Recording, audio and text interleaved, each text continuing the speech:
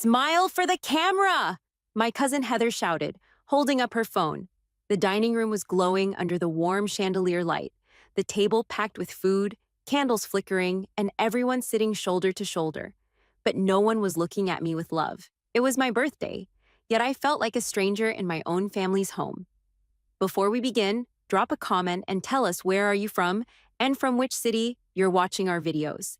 And after watching the whole video, don't forget to tell us what would you do in this situation. Be honest. Tell me in the comments below. We read every comment. Let's begin. I stood there, holding the knife over the cake they'd bought. A small, lopsided thing pushed to the side like it was an afterthought, when my mother's voice cut through the chatter. "Well, don't get too excited," she said loudly enough for every aunt, uncle, and cousin to hear. "You're not getting a gift this year. You're a failure, remember?"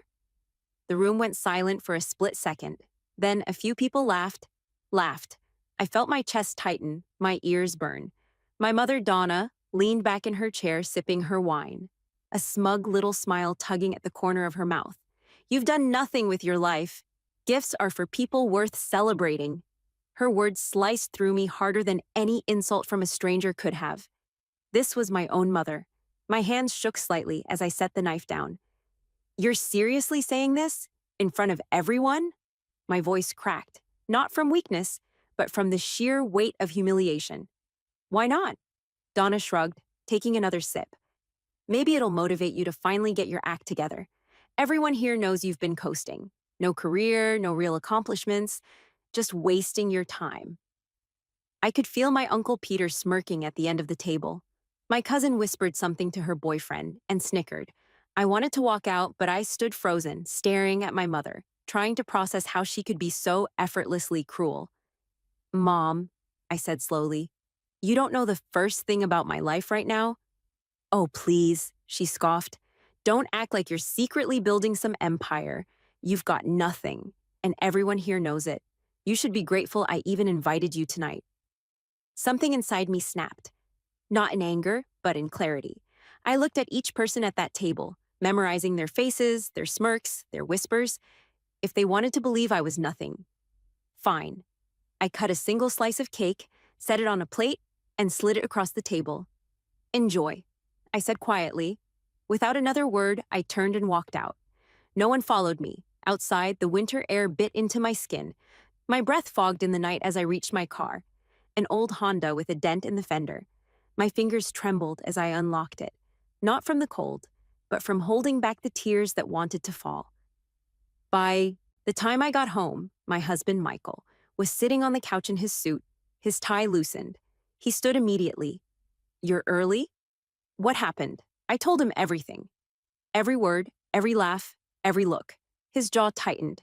He didn't say a single curse or insult, but I saw it in his eyes. That silent, controlled fury he only showed when someone crossed a line. "Go get some sleep," he said calmly, almost too calmly. "Michael," I said, "go get some sleep." Something about his tone told me he wasn't done. Not even close. The next morning, my phone buzzed at 7 a.m. "Look outside," Michael's text read. I pulled back the curtains, and my heart almost stopped. Parked directly across my parents' driveway was Michael's jet-black Rolls-Royce Phantom, gleaming like polished obsidian in the early light.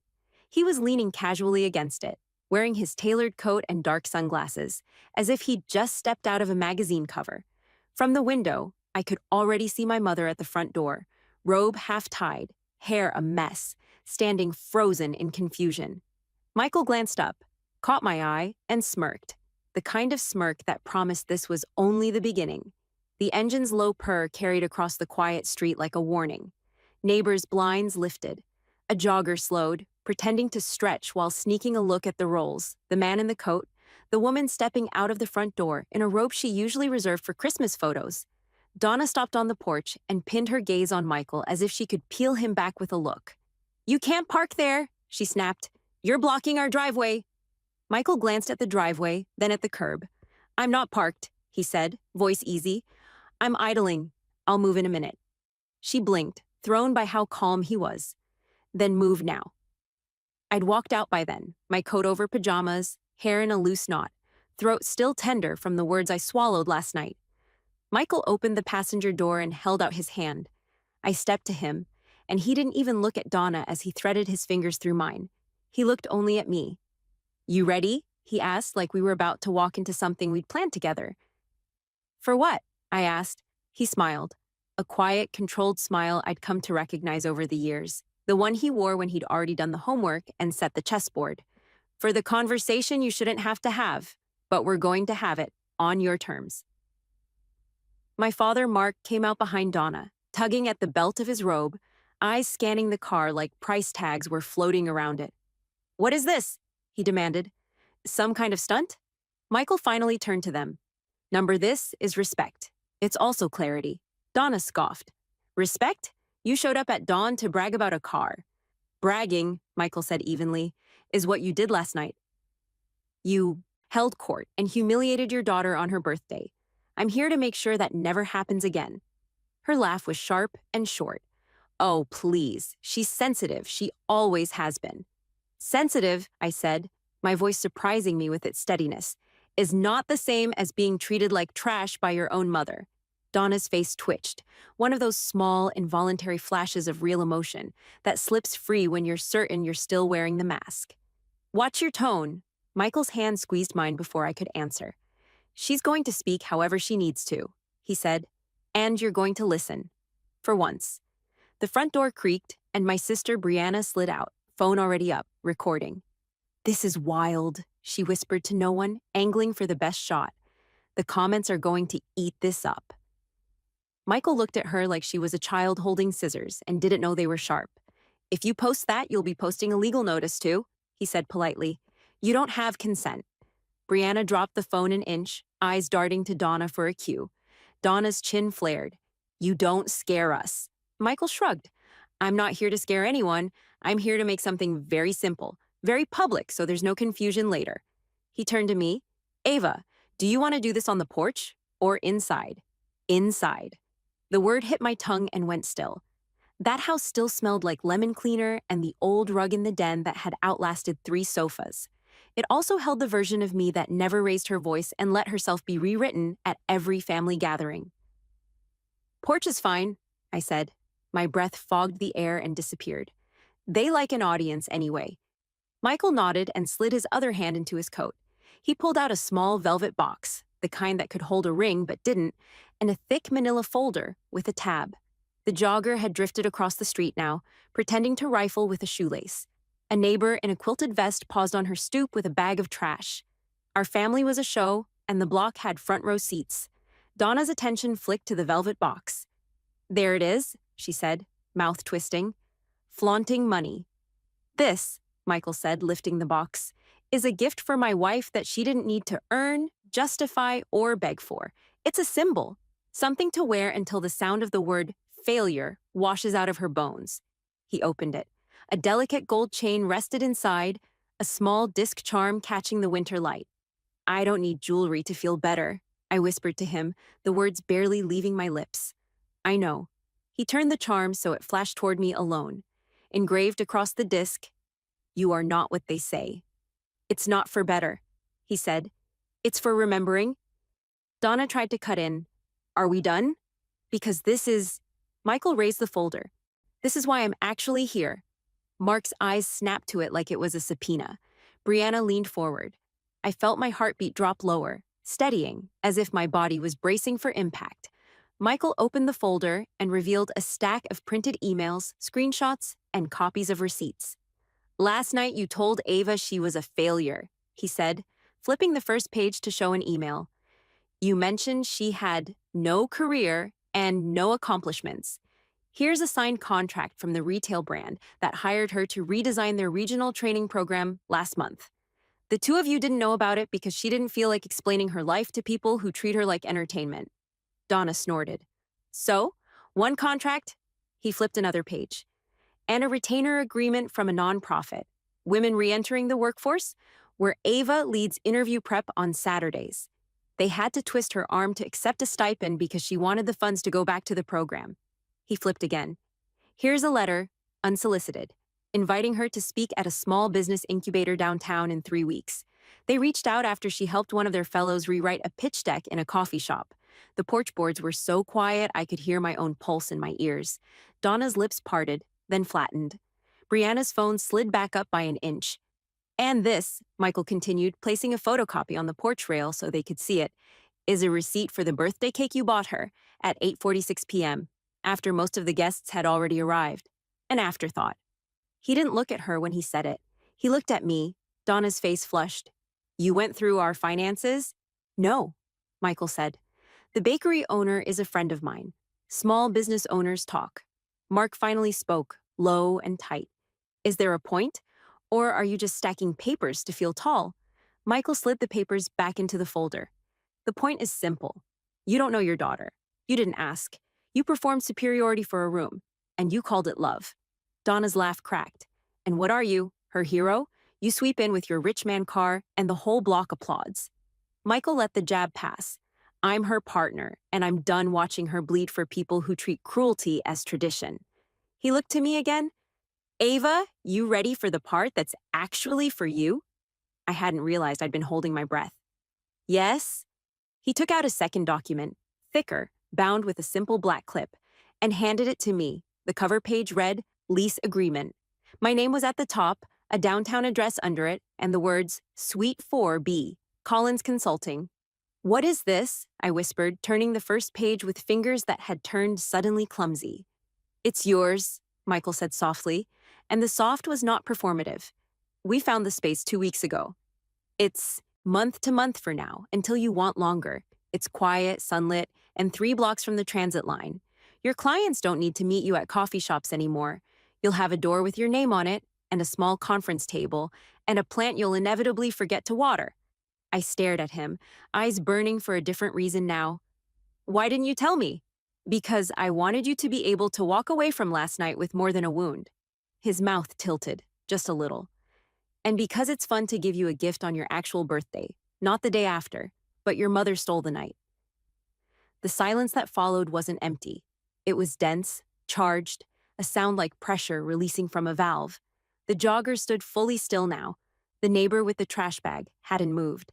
Even Brianna lowered her phone. Donna stepped forward, found her balance, and chose attack. Elise, that's what this is? Throwing money at her so she can play businesswoman? When she fails, and she will, you'll blame us? I closed the folder. The edge of the paper pressed a tender line across my palm. I'm not going to fail, I said, and the sentence didn't feel like something I was trying on. It fit. Save the speeches, Donna snapped. You show up at our house at dawn, block our driveway, make a scene? Michael clicked the key fob, and the rolls eased back a few feet into the street, clear of the driveway, as if to disarm her favorite complaint. Scene's over, he said. We're moving on to the terms. What terms? Mark asked warily. Michael's gaze sharpened, the way it does when he's about to walk through a plan line by line. Boundaries. He counted on his fingers, not dramatic, just meticulous. 1. No more public humiliation, not at birthdays, dinners, reunions, holidays. If you have feedback for Ava, you give it privately and respectfully, or you keep it. Donna's laugh was a saw. You can't dictate how we talk in our own home. 2. Michael continued, untouched by the interruption. No filming her without consent. If a phone comes out to turn her into content, we leave. 3. If you use the word failure again, that's a 6-month pause on contact. Minimum. Are you out of your mind? Mark said, heat rising. We're her family. And families get boundaries or they get distance, Michael replied. Choose. Brianna rolled her eyes. This is ridiculous? I turned to her. Is it? I asked. Or is it new? Because new feels ridiculous when the old way depended on me being quiet. She opened her mouth, closed it, looked at Donna, and found no rope to grab. Donna's face smoothed into something that looked like pity if you didn't know her tells. He's changed you, she said to me, as if it were a diagnosis. He's filled your head with ideas. I had ideas before I had him, I said, voice low. I just stopped sharing them with people who were eager to step on them. The sound of a truck rounded the corner. Gears, diesel, a rattle like stacks of metal. Everyone turned. A white box truck rolled up and slowed at the curb. Blue lettering on the side read, BAYHARBORAGEANDMOVING. Donna stiffened. What is that? Michael checked his watch. On time. My stomach flipped. What did you? He nodded toward the truck. They're delivering your boxes. The ones your mother accidentally dumped at storage last fall when she didn't have space. He looked at Donna. We paid the fees and scheduled the release. It's her property. She'll decide what to keep and what to toss. The color drained from Donna's face. Those were clutter. Yearbooks are not clutter, I said, the memory hitting so hard I could feel the texture of the pages. Neither are the notebooks I kept from coaching interviews. Neither is the quilt Grandma made me. Brianna's eyes darted between us. You told me the storage unit lost the lock code, she said to Donna, confusion cracking through her snide composure. Donna didn't answer. The moving crew hopped down and started opening the back door of the truck. The metal roll-up clattered skyward, and I saw boxes I recognized instantly.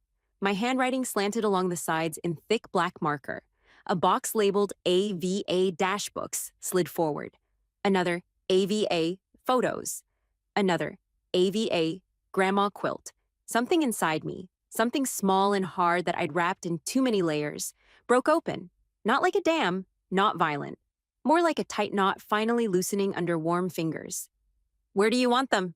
The foreman called. I looked at the porch. I looked at the street.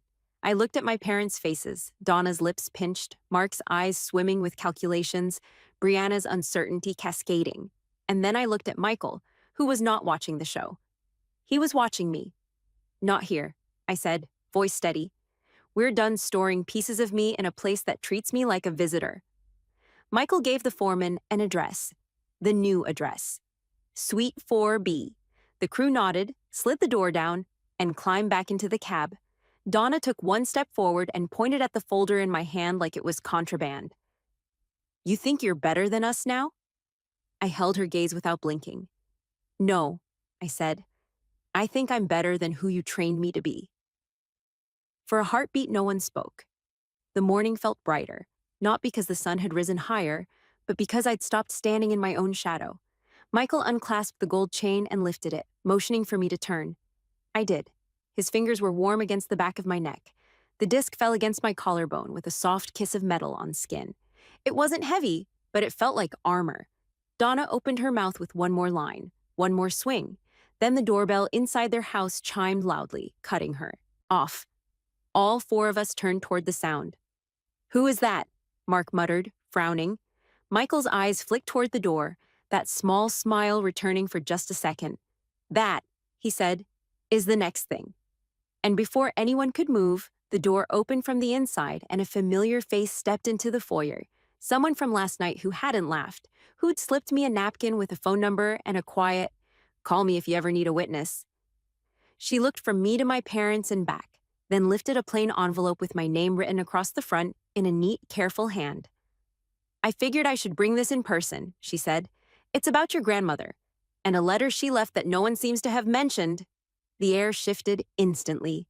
Donna's eyes narrowed at the sight of the envelope, while Mark's jaw flexed like he already knew what was inside and wished it would vanish. I stepped forward slowly. A letter from Grandma? My voice was careful, almost cautious. The woman, Mrs. Keller, Grandma's longtime neighbor, nodded. She gave it to me before she passed, told me not to hand it over until you were ready. Her gaze flicked toward Donna. And she was very clear it was for you, Ava. Only you. Donna let out a sharp laugh. Oh, for heaven's sake. My mother didn't have any secrets from me. Mrs. Keller's brow arched. Then you won't mind if I hand this directly to her. She stepped off the porch and placed the envelope in my hands. My fingers tingled. The paper felt heavier than it looked. What's in it? Brianna asked, leaning in. I'm about to find out. I tore the flap open, pulling out a single folded sheet of cream stationery in Grandma's familiar cursive. The smell of her lavender hand lotion hit me like a memory. I began to read aloud, my voice trembling at first but growing steadier with each line. My dearest Ava, if you are reading this, it means you've seen enough to know your worth and to fight for it. I have left something for you, something I could not entrust to anyone else. In my safety deposit box at Bay First Bank, you will find the deed to my lakefront cabin and a small savings account in your name. I want you to have a place where you can breathe, create, and feel loved. Do not let anyone tell you that you are undeserving. You are my pride, my joy, and my legacy. My breath caught. The cabin. The place I'd spent summers as a child, fishing off the dock and painting in the loft. I hadn't been there in years. Donna had decided it was too much upkeep. Mark stepped forward. That cabin was supposed to be sold. We all agreed. No, I cut in sharply. You decided, and Grandma clearly didn't trust you with it. Donna's face flushed. That's ridiculous. She would never. She did, Mrs. Keller said flatly. I was there when she signed the paperwork. She said you'd probably try to get your hands on it, and she wanted to make sure you couldn't. Michael rested a hand on my shoulder, his voice calm but edged with steel. So now we understand why this letter wasn't mentioned until today. Brianna's eyes darted between all of us, her earlier smugness replaced with unease. Is that a lot of money? I looked at her, then at my parents. It's not about the money. It's about the fact that she saw me for who I am, even when you didn't. Donna opened her mouth again, but Michael stepped in. Conversation's over. Ava's leaving with her property, her dignity, and her boundaries intact. If you want a relationship, it starts with respect. Otherwise, it doesn't start at all. I tucked the letter back into the envelope and held it close, a quiet smile breaking through. For the first time in years, I wasn't just surviving in front of them. I was winning. And from the look on Donna's face, she knew it too. The road to the cabin felt like driving through a memory. Pine trees arched overhead, their branches swaying in the crisp winter wind. The sun broke through in shards, casting light on the winding asphalt. I kept Grandma's letter in my lap the whole way, tracing the indentations of her handwriting with my thumb. Michael drove in silence, his hand resting over mine. You ready for whatever we find? He asked quietly. I nodded, though the truth was my heart was pounding. I want to see it before anyone else tries to take it from me. When we pulled up, my breath caught. The cabin looked almost exactly as I remembered. Weathered cedar siding, green shutters, and the old porch swing that still swayed gently in the wind. The lake behind it shimmered in the afternoon light, frozen at the edges. Inside, dust motes floated in the sunlight spilling through the windows. The air smelled faintly of cedar and Grandma's lavender soap. I touched the kitchen counter where she used to roll out biscuit dough, the bookshelf still packed with worn paperbacks and family photo albums. Looks like no one's been here since she left it, Michael said, scanning the room. I moved toward the small writing desk in the corner. On top sat a small brass key and an envelope marked, for Ava, open alone. I froze. Michael saw my expression and stepped back. I'll check the porch, he said, giving me privacy. With shaking fingers, I slid the envelope open. Inside was a single note. If you're reading this, you've found the place where my true will begins. There is more than what's in the bank. Look under the loose floorboard by the fireplace. And trust yourself, Ava. You've always had the strength. Now you have the freedom. My pulse quickened. I hurried to the fireplace, knelt down, and tapped the boards until I found it. A hollow thud. I pried it up, revealing a small wooden box inside. Inside the box was a stack of neatly bundled cash, an old silver locket with a photo of Grandma and me, inside, and a sealed document. The title read, Amendment to Last Will and Testament. The amendment was dated just 2 months before she passed. It stated in clear legal terms that in addition to the cabin and savings account, I was the sole beneficiary of a sizable trust fund, one my parents had apparently never known existed. A sound outside snapped me out of my trance, tires crunching on gravel. Michael stepped in quickly. We've got company, he said, his jaw tightening. I looked past him through the window and saw my parents' SUV pulling up, dust swirling in its wake. Of course, they followed us.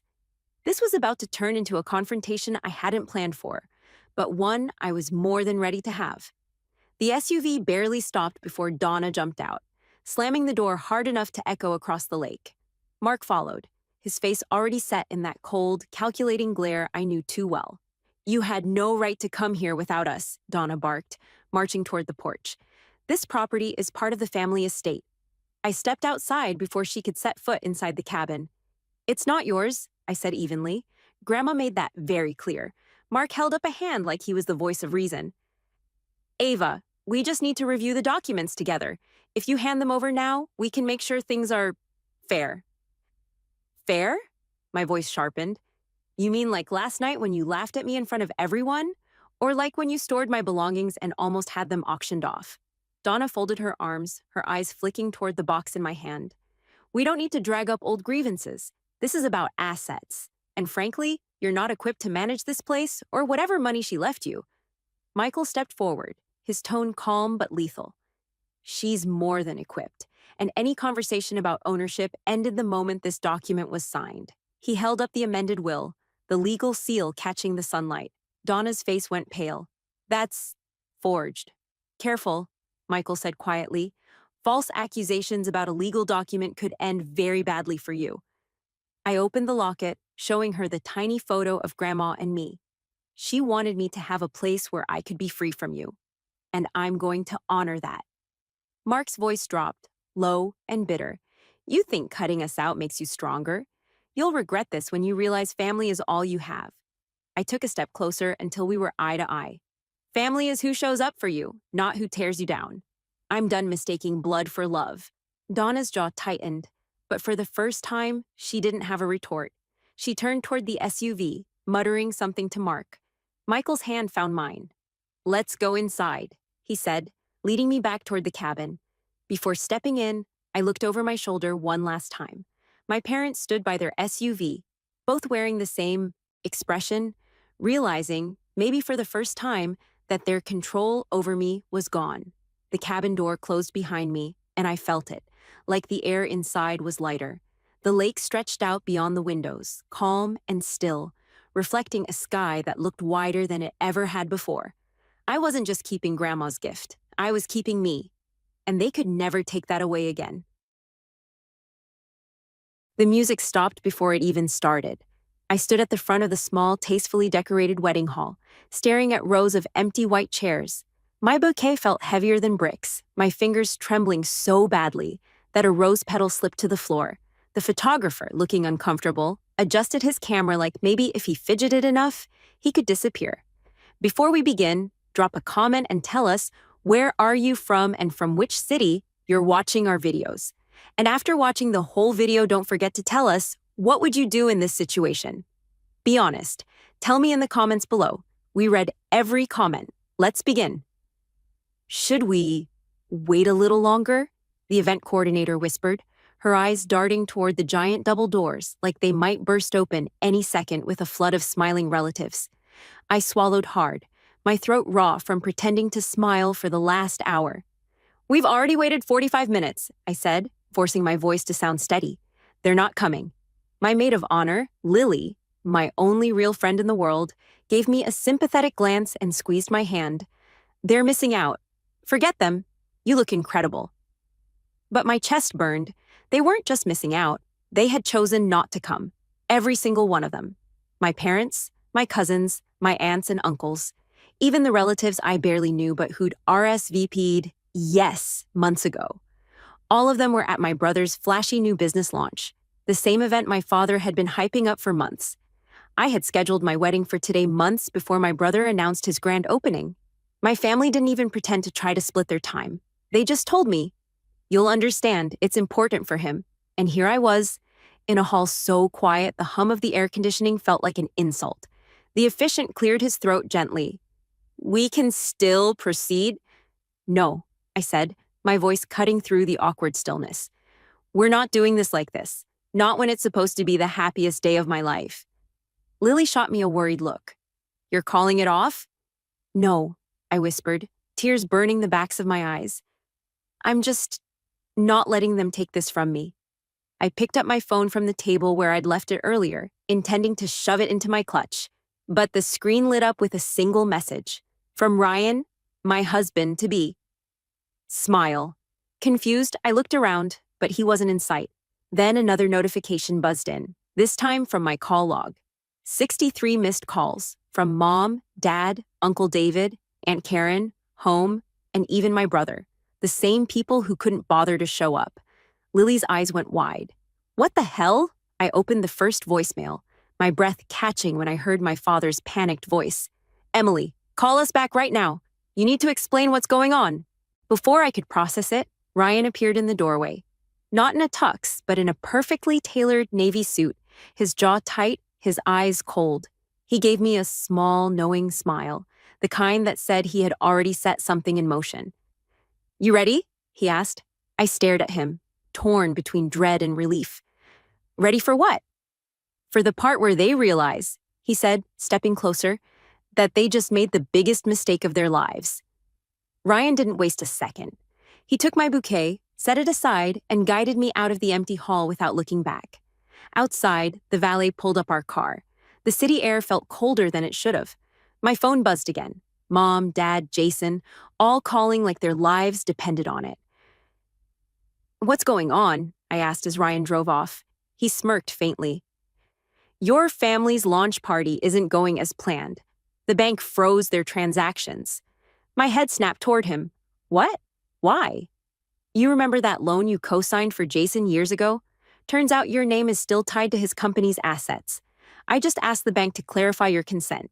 That triggered a hold until things are cleared up." I blinked. "You did this today?" "They chose today," he said simply. "And now they're realizing you matter more than they thought." Another call lit my phone. Ryan nodded toward it. "Answer on speaker." I picked up. Dad's voice came sharp. "Emily, fix this. Your brother's investors are here, and the bank is holding everything." Jason's voice cut in, furious. "If this is about your wedding, grow up. We'll take you out to dinner later." I felt something steel inside me. "You skipped my wedding. Now you can come see me. 7 p.m., Grayson House. Apologize first, then we'll talk about fixing your mess." Silence. Then Dad's clipped, reluctant. "Fine." Ryan's hand found mine as I ended the call. "Good," he said. "You're finally setting the rules."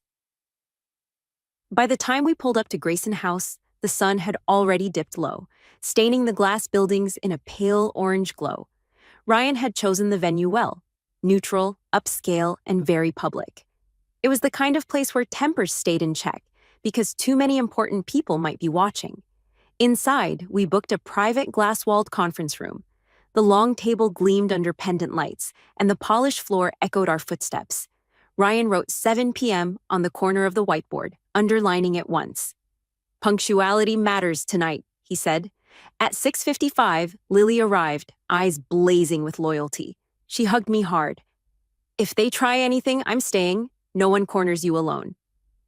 At 7:10, the glass door finally slid open.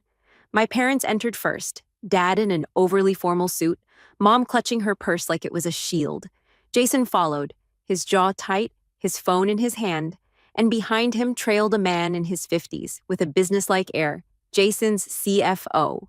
No, one sat. "Let's make this quick," Dad said, already impatient. I didn't move from my spot at the head of the table. "Before we discuss anything, I want something clear. You'll apologize for missing my wedding, not because it's polite, but because it's the truth." Mom shifted uncomfortably. "Emily, we didn't miss it. You didn't come," I cut in. My tone was even, but it landed like a stone. Dad's jaw flexed. He glanced at Jason, then at Ryan, then back at me. "Fine, I'm sorry." Mom gave a quick nod. "Yes, we're sorry." Jason didn't speak. His silence said everything. "Good," I said. "Now, business." Ryan slid a folder across the table. "Here's the original loan guarantee Emily signed, the bank's freeze notice, and our email request for clarification." The CFO flipped through the documents, frowning. "If we settle the old obligation and provide proof to the bank, the hold will lift tomorrow." "Correct," Ryan said. "But there are 3 additional conditions." Jason's head snapped up. "Conditions?" "Yes," I said, looking directly at him. 1. You sign a statement acknowledging my name was added under pressure, and you will never use my finances without my consent again. 2. You reimburse every out-of-pocket cost I've covered for your ventures. 3. You send me a written apology that mentions my wedding. It stays private, but I want it." Jason scoffed. "This is blackmail." "This is boundaries," Ryan said calmly. "Something your family has never respected." Dad started to argue, but the CFO cleared his throat. "Jason, she has legal grounds, and the longer this goes on, the worse it looks to investors." Jason's glare could have cut glass, but he finally said, "Fine, we'll do it." I didn't smile. I simply leaned back in my chair, feeling for the first time in years, like I wasn't the one being cornered. The agreement was signed before they left Grayson House. Ryan made sure there were two witnesses, Lily and the CFO, so there was no chance of them later claiming it never happened. Jason signed last, his pen jabbing the paper like each stroke was punishment. As soon as they were gone, Ryan leaned back in his chair, exhaling slowly. That's step one. Step one? I raised an eyebrow. You'll see. The next morning, the call started again. Only this time, they weren't just from family. My phone was buzzing with numbers I didn't recognize, journalists from local business pages, people wanting a statement about what happened at the launch. I ignored most of them, but curiosity finally got the better of me when Lily texted, "Turn on Channel 6. The segment was already halfway through when I flipped on the TV. The reporter stood outside my brother's gleaming new storefront, her hair whipping in the wind, talking over footage from the night before. Sources say a financial hold disrupted transactions during the grand opening, leaving customers unable to complete purchases. Several investors left early, and some vendors have expressed frustration over the delay." The camera cut to footage of Jason, looking red-faced, gesturing at a small group of investors with his hands in the air. Behind him, employees milled about awkwardly, handing out free coffee in an attempt to keep people from leaving. The caption at the bottom of the screen read, "Launch Day, Freeze, Sparks, Questions." Ryan came up behind me, coffee in hand, and smirked at the screen. "They'll spin it as a technical glitch, but the investors aren't stupid. They'll want answers, and the bank paperwork will show exactly why it happened." "And my name will be right there," I murmured. "Yep," Ryan said. "Not as the villain, but as the guarantor they overlooked. The one they treated like she didn't matter." It hit me then, not just that they'd ignored me on my wedding day, but that they'd erased me for years, even when my signature had literally kept them afloat. Before I could answer, my phone lit up again. This time, it was Jason. I let it go to voicemail, but a text followed instantly. "We need to talk, now." Ryan glanced at it, then at me. "They'll want to smooth things over." Translation, they'll want you to help clean up their image without taking any of the credit. He was right. And for the first time in my life, I didn't feel obligated to give them what they wanted. By noon, social media had picked up the story. People were commenting on how odd it was that none of my family had been at my wedding, thanks to a few guests who'd posted photos of the empty venue and tagged me. The posts weren't viral yet, but the narrative was forming, and it wasn't flattering for them. That evening, my parents showed up at our apartment unannounced. Ryan answered the door but didn't invite them in. "Emily," my mother started, her tone a carefully measured blend of concern and accusation, "we need to get ahead of this. People are talking." "Let them," I said, crossing my arms. "Everything they're saying is true." Dad's jaw tightened. "This isn't good for the family name." "Then maybe the family should have shown up for mine," I said sharply. "You made your priorities clear. Now so have I." Jason stepped forward, looking more worn down than I'd ever seen him. "Emily, please, investors are pulling back. If you talk to them, reassure them." I cut him off. "You want me to fix this? Then admit publicly that I was there for you when you needed me, and you couldn't even show up when I needed you. Otherwise, you can clean up your own mess." The silence stretched. Ryan stood beside me, his presence solid and unshakable. Finally, Jason muttered something under his breath and turned to leave, my parents following reluctantly. When the door closed, Ryan smiled faintly. "Step 2, complete." I frowned. "And step 3? He grinned. "That's the part where they realize you're not just the person they underestimated. You're the one they can't ignore anymore." 2 weeks later, my family's polished facade had cracks deep enough for the whole city to see. It started with a quiet article in the local business journal, buried on page 6. "Launch Day Freeze Traced to Overlooked Guarantor." It was factual, almost dry. Just a short piece explaining that my name had been on key loan documents, that the freeze had been a standard banking procedure, and that it was resolved the next day. But then, it got legs. The article was picked up by a popular regional news blog, the kind that thrived on human interest twists. They added a headline that made people click. "The Sister They Forgot: How a Wedding Snub Exposed a Launch Day Disaster." That was when the messages started pouring in.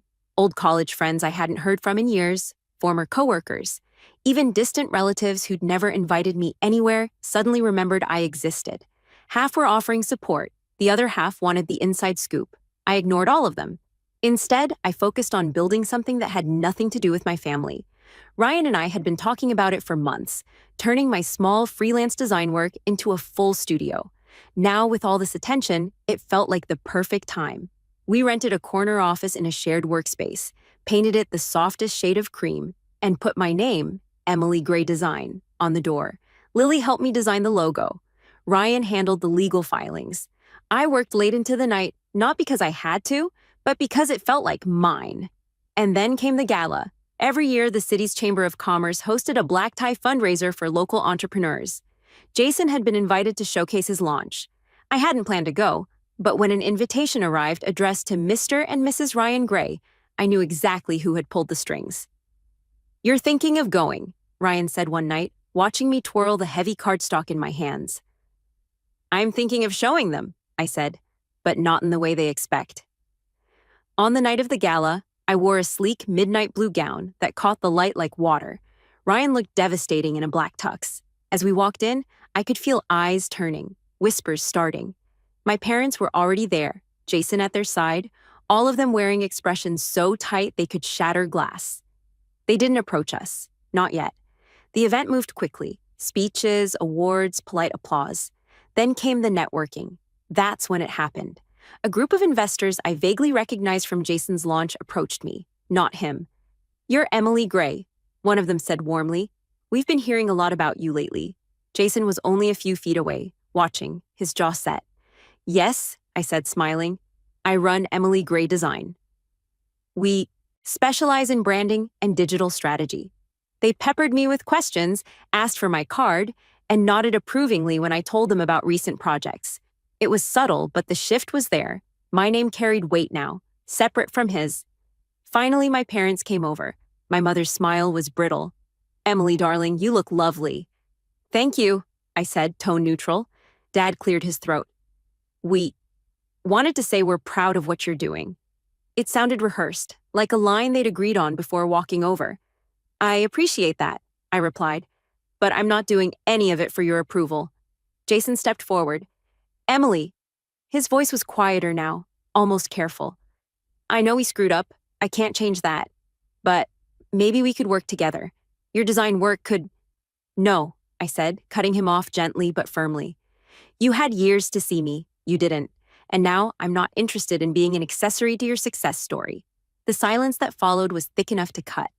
Ryan slipped his hand into mine, and we walked away, leaving them standing in the middle of the glittering room, surrounded by people who had just seen the power shift. That night, as we drove home, I looked out at the city lights and felt something I hadn't felt in years. Light, unburdened. "They'll keep calling," Ryan said. "I know," I said, smiling faintly. "But now they're calling me, and I get to decide if I answer." And for once, I didn't feel like I owed them anything.